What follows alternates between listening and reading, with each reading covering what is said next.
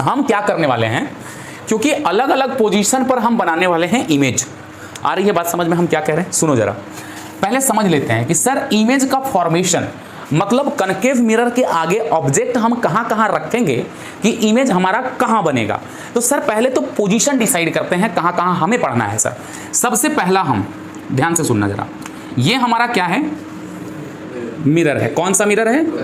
Concave mirror है, ठीक है, ताकि ये बार बार इसलिए पूछता ताकि याद रहे कौन कनकेव है कौन कन्वेक्स है। सर कनकेव है, this is focus, this is C. अब सुनो जरा, पोजीशन क्या क्या होगा? टोटल 6 कंडीशंस होंगे यहाँ पर, 6 रे डायग्राम आपको जानना है। स्टार्ट करेंगे मिरर के एकदम नजदीक से। सर पहला पोजीशन होगा आप फोकस और पोल के बीच, पहला पोजीशन होगा फोकस और पोल के बीच आप ऑब्जेक्ट को कहीं पे भी रख दें, ठीक है। पहला position between focus and pole, पहला, यानी फोकल लेंथ से भी कम डिस्टेंस होगा इमेज ऑब्जेक्ट का। सर यहां पर दूसरा आएगा, यहां से आप पीछे हटते जाएंगे तो सर इसके पीछे पहला आ गया, इसके बीच आप कहीं पे भी रख दो, दूसरा फोकस पे रख दो, दूसरा पोजीशन आ गया, तब इमेज अलग जगह बनेगा। फिर आ गया कि सी और एफ के बीच में तुम कहीं पे भी रख दो, तीसरा पोजीशन। फिर सर तीसरे में आ जाओ, मतलब चौथे पोजीशन पे, यानी कि सी पर आ जाओ। फिर सी के जस्ट पीछे आ जाओ, और जस्ट पीछे मतलब एट अ फाइनाइट डिस्टेंस, और एक हो जाएगा कहां पर? सर एक हो जाएगा इनफाइनाइट यानी इन्फिनिटी पे। कहां पर हो जाएगा? इन्फिनिटी पे हो जाएगा। तो इन्फिनिटी यानी कि जो भी डिस्टेंस इन्फिनिटी पे होगा वो, और उसके बाद फाइनाइट डिस्टेंस ले आएंगे जिसको हम लोग बियॉन्ड सी भी कहते हैं। फाइनाइट डिस्टेंस मतलब सी के पीछे, उसके बाद क्या हो जाएगा? सी पर, उसके बाद क्या हो जाएगा? सी और एफ के बीच, उसके बाद एफ के बीच, और उसके बाद कहां? एफ और पी के बीच। तो बताओ तो कितना पोजीशन आया? 1 2 3 4 5 और एक इन्फिनिटी वाला 6। तो टोटल 6 रे डायग्राम आपको पढ़ना है in a concave mirror, not in a convex mirror. Convex mirror में केवल हम अभी आगे देखेंगे कि क्या होता है, एक इन्फिनिटी होगा, एक इनफाइनाइट डिस्टेंस, कहीं पे भी रख दो इमेज वही बनेगा। तो उसमें 2 ही कंडीशन आता है, इसलिए इंपॉर्टेंट हमारे लिए कॉनकेव मिरर ज्यादा है। बात समझ में आया? जिसमें से पहला कंडीशन ये वेरी वेरी इंपॉर्टेंट है सर, काफी ज्यादा इंपॉर्टेंट है। क्यों इंपॉर्टेंट है समझ में आगे आ जाएगा, ठीक है। तो अब बारी बारी से पढ़ते हैं। सबसे पहले हम इन तीनों के बारे में सीखेंगे, उसके बाद बाकी तीनों के बारे में, ठीक है। तो पहला पोजीशन हम कहां ले रहे हैं सर? फर्स्ट केस, यानी कि टोटल कितने केस पढ़ेंगे? 6 केसेस। तो पहला केस हम लेंगे कि ऑब्जेक्ट जो होगा, object is between pole and focus, pole and focus यानी पी एंड एफ के बीच हमारा जब होगा तब इमेज कैसे बनेगा और इमेज का नेचर क्या होगा, ये सारी बातें आपको जाननी है सर। ओके सर, ध्यान से देखिएगा कैसे बनेगा इसका रे diagram. Sir this is the प्यारा सा कनकेव मिरर, ठीक। ये हमारा पोल, ये हमारा फोकस, और सेम डिस्टेंस तुम स्केल से माप करके लेना कॉपी में। This is C. अब ऑब्जेक्ट को रखते हैं, ऑब्जेक्ट को रखते हैं कहां पर? कहीं पे भी रख दो, बट पोल और फोकस के बीच में होना चाहिए, कुछ इस प्रकार, ठीक है। बताओ, कुछ इस प्रकार होना चाहिए। ये हमारा ऑब्जेक्ट हो गया, आई बात समझ? ये ऑब्जेक्ट है। अब इस ऑब्जेक्ट का इमेज कैसे बनेगा? देखो, इस ऑब्जेक्ट का नाम दे देना है, this is A and this is B. A B is the object. अब ध्यान से सुनो सर, किसी का भी इमेज बनाना है तो मिनिमम 2 रे ऑफ लाइट आपको लेना पड़ेगा according to the rule, rule के अकॉर्डिंग ही लेना है। सर इस ऑब्जेक्ट से इनफाइनाइट रेज आ रहे हैं, पर आपको 2 ही रे ऑफ लाइट लेना है, जो रूल में बताया उसी में से कोई 2 का इस्तेमाल करना है। आई बात समझ? तो सर पहला हम यूज करेंगे, ध्यान से देखो सर, पहला एकदम सिंपल सा यूज करो। कौन सा? कि सर देखो, ये इसके मुंडी से लेना है भाई, यहां पर है, देखो माथे से, ठीक है, क्योंकि नीचे का इमेज तो देखो, इसका इमेज तो हमारा इसी में बनेगा। देखो ए का पोजीशन प्रिंसिपल एक्सिस में है तो ए पे प्रिंसिपल एक्सिस में ही बनेगा, ठीक है, चाहे उल्टा बने सीधा बने कहीं पे भी बने। हमको मेन दिखाना है कि इसके बी का पोजीशन कहां है। जो बी पॉइंट है, आपको मिरर में बताए थे, प्लेन मिरर में, कि हम एक पॉइंट का डिसाइड कर लें, लाइन खींच दो, हमारा इमेज बन जाएगा। सर हम एक रे ऑफ लाइट, पहला रूल का इस्तेमाल करते हुए एक रे ऑफ लाइट बी से निकालेंगे और बोलेंगे कि सर ये ray of light parallel to the principal axis है। बताओ, हमने एक रे ऑफ लाइट ले लिया जो कि प्रिंसिपल एक्सिस के क्या है। अब ये जब पैरेलल है प्रिंसिपल एक्सिस के, तो ये बात तो पक्की है कि when a ray of light goes parallel to the principal axis, अभी मैंने बताया कि इट पासेस, चलो देखो थोड़ा सा बड़ा हम बना लिए हैं ताकि तुम्हें समझ में आए, ठीक है, कॉपी में भी तुमको बड़ा ही बनाना है, थोड़ा समझ में आना चाहिए, ठीक है। अब जो है सबसे पहले तो अब हम कहाँ रख देंगे ऑब्जेक्ट को, ऑब्जेक्ट एक रख लो किसके, प्रिंसिपल और फोकस के बीच हमने रख लिया।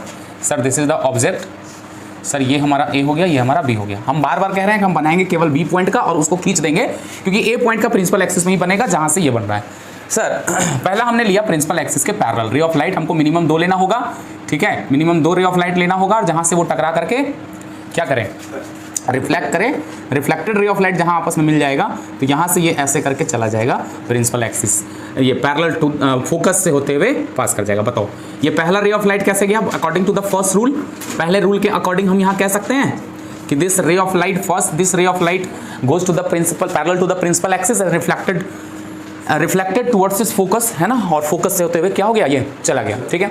अब दूसरा रे ऑफ लाइट लेंगे, वो लेंगे हम सेंटर ऑफ कर्वेचर से, सेंटर ऑफ कर्वेचर से कहां से होते हुए, बी से होते हुए, ठीक है, कि बी से होते हुए मतलब सेंटर ऑफ कर्वेचर, देखो रे ऑफ लाइट ऐसे ही आ रहा होगा, बस सेंटर ऑफ कर्वेचर से होते हुए ले लेंगे कि सेंटर ऑफ कर्वेचर से एक रे ऑफ लाइट बी की तरफ जाते जाते चला जाएगा। बात समझ में आया या नहीं आया, पहले ये बताओ, ठीक है, ये चीज है। हम दूसरा ये ले लेंगे। अच्छा यहां पर कोई ऐसे भी बनाता है, यहां से एक ऐसे ले लेता है और इसको रिफ्लेक्ट ऐसे करवा देता है, ये भी ठीक है, ठीक है। बात समझ में आया कि यहाँ सेम एंगल से ऐसे गया और इसको ऐसे करके रिफ्लेक्ट करवा दिया, ठीक है, तो वो रे ऑफ लाइट फिर से वो हमारा बन जाएगा, हमारा इमेज वहां से भी बन जाएगा, ठीक है। अभी हम क्या ले रहे हैं कि एक रे ऑफ लाइट जो कि सेंटर ऑफ कर्वेचर से, कहां से ले रहे हैं बेटा, सेंटर ऑफ कर्वेचर से, सेंटर ऑफ कर्वेचर से, देखो सेंटर ऑफ कर्वेचर से लेंगे तो जो सेंटर ऑफ कर्वेचर से ऐसे करके गया वो रे ऑफ लाइट वो वापस उसी पाथ में आ जाएगा कि नहीं आ जाएगा, बताओ क्या वो उसी पाथ में आ जाएगा, बताओ। जो रे of light centre of curvature से जाएगा बी को होते हुए वो उसी पाथ में वापस आ जाएगा। अब तुम देखो रिफ्लेक्टेड रे ऑफ लाइट एक गया इस साइड, एक जा रहा है एकदम इस साइड, ऐसे करके जाएगा वो, ठीक है, जब आप स्केल से ठीक से बनाओगे तो ऐसे करके जाएगा, फैलता चला जाएगा ये। तो रिफ्लेक्टेड रे ऑफ लाइट में एक्चुअल में तो लाइट मिलेगा नहीं, दैट्स वाई जिसके लिए ये प्रॉपर्टी, ये वाला कंडीशन इंपॉर्टेंट हो जाता है। तो सर इसका मतलब हुआ कि ये रे ऑफ लाइट को अब हमें क्या करना होगा, हम पीछे की तरफ उसको क्या करेंगे, हम पीछे की तरफ उसको प्रोड्यूस करेंगे। तो पीछे की तरफ प्रोड्यूस कर रहे हैं तो हमेशा डॉटेड लाइन से प्रोड्यूस करेंगे, कुछ इस तरह से, ठीक है, ये इस तरह से जाएगा और इस तरह से पैरेलल नहीं है ये, These two ray of light, these two reflected ray of light not parallel, this is diverging, कुछ इस तरह से होते हुए जा रहे हैं, ठीक है। हाँ ये अभी यहाँ दिख रहा है आपको बट एक्चुअल में ये कुछ ऐसा है, ये इधर चला गया है और ये इधर चला गया, ऐसा है ये रे ऑफ लाइट। बात समझ में आया, वो बनाओगे अच्छे से कॉपी में तो बनेगा ठीक से, ठीक है। तो अब आप ऐसे समझो कि ये रे ऑफ लाइट, पहला रे ऑफ लाइट कैसे गया समझ में आया, तो यहाँ reflected ray of light actual में नहीं मिल रहा है, तो उस कंडीशन में हम लाइट को पीछे की तरफ प्रोड्यूस करेंगे, वहां जाकर के लाइट मिलेगा और यहां बन गया बी पॉइंट, तो बी का इमेज क्या बन गया, बी डैश, और आपको ए का बनाने की जरूरत नहीं है क्योंकि ए जो है ये वाला एक रे ऑफ लाइट बोलेंगे कि ये प्रिंसिपल एक्सिस से गया होगा और उसी पाथ में वापस आ गया होगा, तो एक का जो ए का जो इमेज बना होगा वो प्रिंसिपल एक्सिस में ही बनेगा, ठीक है, यानी यहां ही बनेगा, ठीक है। इसको परपेंडिकुलर ड्रॉ कर देंगे, जैसे ये था वैसे ये यहां बनेगा, तो इस पॉइंट पे बन जाएगा ए डैश और दोनों को मिला देंगे तो यही हमारा क्या बन जाएगा, इमेज बन जाएगा, ठीक है। और ये हमारा क्या था, दिस इज माय ऑब्जेक्ट। तो सर ये कंडीशन इसीलिए ही इंपॉर्टेंट हो जाता है कि कनकेव मिरर में यही एक कंडीशन ऐसा है जहां पर जो इमेज है वो वर्चुअल के साथ इरेक्ट बन रहा है, एक ही इमेज है जहां पे वर्चुअल के साथ इरेक्ट बन रहा है, यानी कि यहां पर अब इमेज बनने के बाद 3 बातें हर इमेज फॉर्मेशन में हम ध्यान रखेंगे। क्या क्या सर, पहला पोजीशन ऑफ इमेज, क्या क्या याद रखना है, सो देखो पोजीशन ऑफ इमेज, अरे भाई पोजीशन ऑफ इमेज, दूसरा नेचर ऑफ इमेज और तीसरा साइज ऑफ इमेज। ये 3 बातें हर रे डायग्राम में हम डिस्कस किया करेंगे।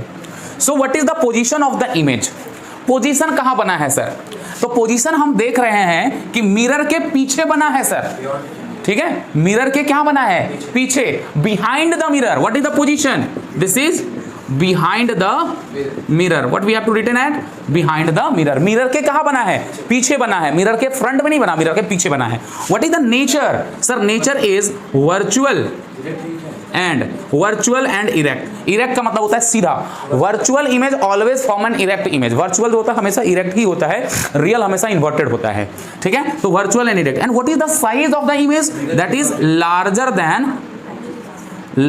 देन ऑब्जेक्ट, ठीक, वो लिख सकते हैं लार्जर देन ऑब्जेक्ट, ऑब्जेक्ट से क्या है, बड़ा बना है, ठीक है, तो इतना डिस्कशन हम सभी में करेंगे। सो ये कंडीशन हमारा क्या हो गया, ये कंडीशन हो गया जब हमारा ऑब्जेक्ट पोलर फोकस के बीच में था। तो इमेज डायग्राम कुछ ऐसे बनेगा, discuss about the position, nature and the size of the image, this is the condition.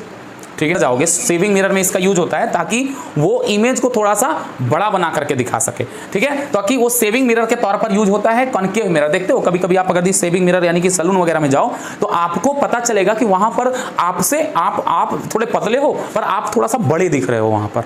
ठीक है, आप वहां पर थोड़ा लगेगा कि हम तो मोटा तगड़ा है एकदम ऐसे करके, है ना, वैसा दिखता है आपको। लेकिन एक्चुअल में वो तो हम तो हैं जैसे हैं वैसे ही हैं भाई, है ना। तो थोड़ा अंदर से फीलिंग आता है बॉडी डॉली सोले बन गया है बॉडी, ऐसा नहीं है सर। वो वहां पर थोड़ा सा मतलब ज्यादा पावर का नहीं, पर थोड़ा आपको वहां पर कौन सा मिरर यूज होता है, कनकेव मिरर यूज होता है, ताकि फेस बड़ा दिखे। तो फेस बड़ा दिखेगा तो सेविंग करने में हमें आसानी होगा। ठीक है, अब मान लो छोटा दिखे, सेम साइज दिखे तो हमें सेविंग करने में थोड़ी मुश्किलें आ सकती हैं, ताकि वो थोड़ा बड़ा दिखे, है ना। चेहरा में कोई भी काम करवाना है ना, सेविंग करना है कहीं पे भी, तो वो चीज हमारा बड़ा दिखे, जिसकी वजह से सेविंग मिरर में इसका यूज होता है। और सबसे इंपॉर्टेंट सर दूसरा, यूज्ड बाय डेंटिस्ट, डेंटिस्ट के द्वारा इसका यूज किया जाता है ना, to see the larger image of the teeth, है ना, to see the larger image of teeth. किसके लिए, ताकि वो आपका ट्रीटमेंट कर सके। सर देखते हो डेंटिस्ट लोग ऐसे करके जाके देखता है भैया, तो फोकस के जो जैसे ऑब्जेक्ट को पता है, टीथ को यहां ले आता है, देखो ध्यान से, ये हमारा मिरर होगा और टीथ को यहां ले आता है, टीथ को यहां ले आएगा तो उस टीथ का बड़ा इमेज यहां दिख जाएगा। बात समझ में आ रहा है या नहीं आ रहा है? ठीक है, ठीक है, तो आपको जैसे वो दिख जाएगा कि मिरर लगा देगा तो वो टीथ को फोकल लेंथ के अंदर ले आएगा, तो और उसके हिसाब से फिर क्या हो जाएगा कि वो टीथ का जो इमेज है वो बड़ा करके दिखा देगा। तो पता चल जाएगा कि क्या खाया है, कहाँ दांत खराब है, कहाँ ट्रीटमेंट चाहिए, कहाँ सुई चाहिए, है ना, कि दांतें निकाल के फेंकना होगा, ऐसा कुछ सारा कुछ डेंटिस्ट वगैरह ताकि वो चेक करके देख लेगा। समझे? तो अब मान लो छोटा ही रहा, अब छोटा ही रहा, मान लो ये वाला यूज नहीं करता तो ऐसे देखेगा, पूरा मुंह में घुस जाएगा, देखेगा कि भाई कहाँ से देख पाएगा। तो इसीलिए भाई पूरा डेंटिस्ट लोग क्या करता है कि मिरर लगा लेता है, बड़ा इमेज दिख गया भाई, क्योंकि ये बड़ा, अच्छा वो वर्चुअल इमेज बनेगा, वर्चुअल इमेज देख लेगा कि भाई कैसा है ना, ज़्यादा वो खाया हुआ है, चूरन वूरन का है, तो ऐसा कुछ दिख जाएगा। मतलब समझ में आ गया? तो एप्लीकेशन याद रखना, इसलिए साथ में बता दिए। ठीक है, हाँ, मैग्नीफाइंग ग्लास में, हाँ कह सकते हैं, मैग्नीफाइंग ग्लास में भी इसका यूज होता है। ठीक है, इमेज को बड़ा करके देखने में। ठीक है, मैग्नीफाइंग ग्लास में भी यूज होता है। जैसे बहुत कोई जो है बुक वगैरह रीड जब करता है तो देखते हो ऐसे करके देखता है वो, तो बड़ा करके दिख जाता है। तो बड़ा करके दिखेगा तो यहाँ पे बोल सकते हैं, तो चलो यहाँ पे थर्ड में बोल सकते हैं कि this is used as a magnifying glass. तीसरा, गिलास नहीं ग्लास, मैग्नीफाइंग ग्लास के तौर पर इसका यूज होता है। ठीक है, ताकि छोटे छोटे जो अक्षर लिखे हुए रहते हैं उसको बहुत कोई ऐसे करके देखता है, साइंटिस्ट लोग देखते हो पूरा एकदम रिसर्च करता है कहाँ कहाँ क्या लिखा ऐसे करके, है ना। हाँ वही चीज़ है। तो ये चीज़ हमारा, ये एप्लीकेशन इसलिए बहुत ज़्यादा इंपॉर्टेंट है आपके लिए। ठीक है, उसका मतलब ये जो है, इसका मतलब सेविंग मिरर में, मैग्नीफाइंग ग्लास में डेंटिस्ट के द्वारा कौन सा मिरर यूज किया जाता है सर? कॉनकेव मिरर यूज किया जाता है। सवाल का जवाब ये आपको याद रखना है, concave mirror is used by a dentist, saving mirror, magnifying glass, ऐसे में। आई बात समझ? ये समझ में आया कि नहीं आया? आ गया? चलिए, तो एक ही कंडीशन याद रखो।